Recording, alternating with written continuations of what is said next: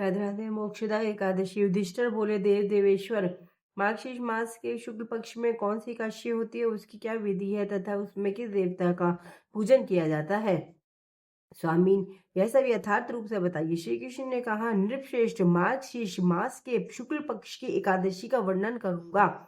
जिसके श्रवण मात्र से वाजपेयी यज्ञ का फल मिलता है, उसका नाम मोक्षदा एकादशी है। जो सब पापों का अपहरण करने वाली राजन, उस दिन यत्न पूर्वक तुलसी की मंजरी तथा धूप दीप आदि से भगवान दामोदर का पूजन करना चाहिए।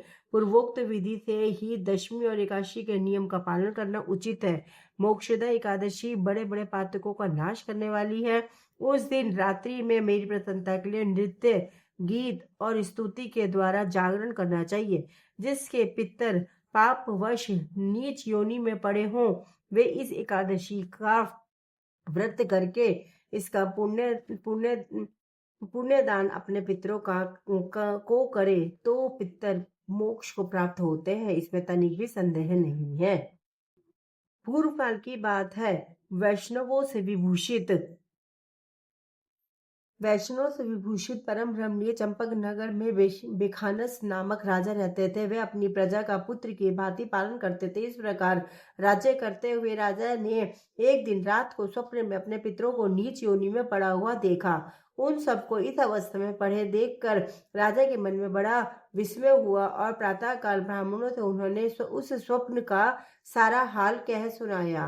राजा बोले, ब्राह्मणों, मैंने अपने पितरों को नरक में गिरा हुआ देखा है।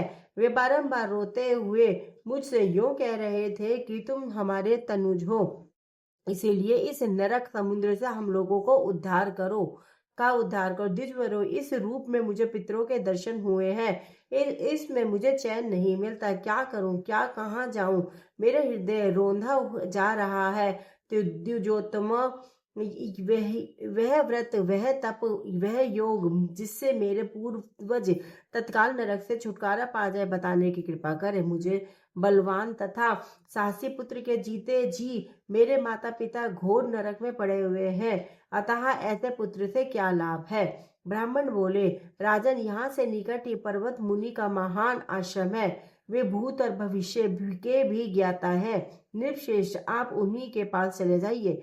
ब्राह्मणों की बात सुनकर महाराज बेखानस शीघ्र ही पर्वत मुनि के आश्रम पर गए और वहां उन मुनि श्रेष्ठ को देखकर उन्होंने दंडवत प्रणाम करके मुनि के चरणों को स्पर्श किया।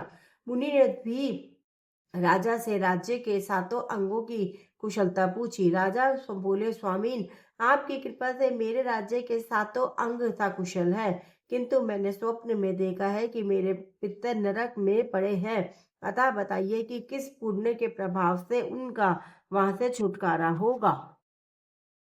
राजा की बात सुनकर मुनिश्रेष्ठ पर्वत एक मुहूर्त तक ध्यानस्थ रहे। इसके बाद वे राजा से बोले, राजा महाराज, माघ शीर्ष के शुक्ल पक्ष में मोक्षदा नाम की एकादशी होती है।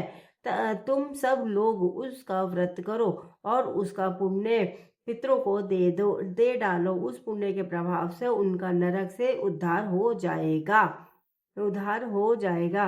श्री भगवान श्री कृष्ण जी कहते हैं, युधिष्ठिर, मुनि की यह बात सुनकर राजा पुनः अपने घर लौट आए।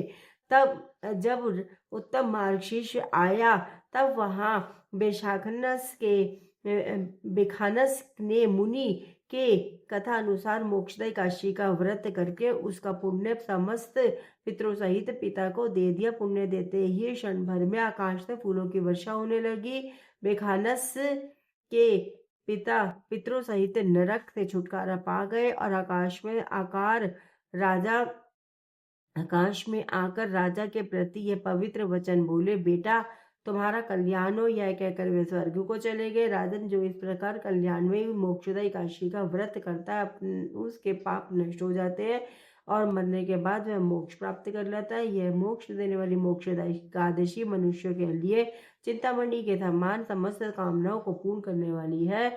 इस महात्म्य के पढ़ने और सुनने से वाजपेयी यज्ञ का फल मिलता है।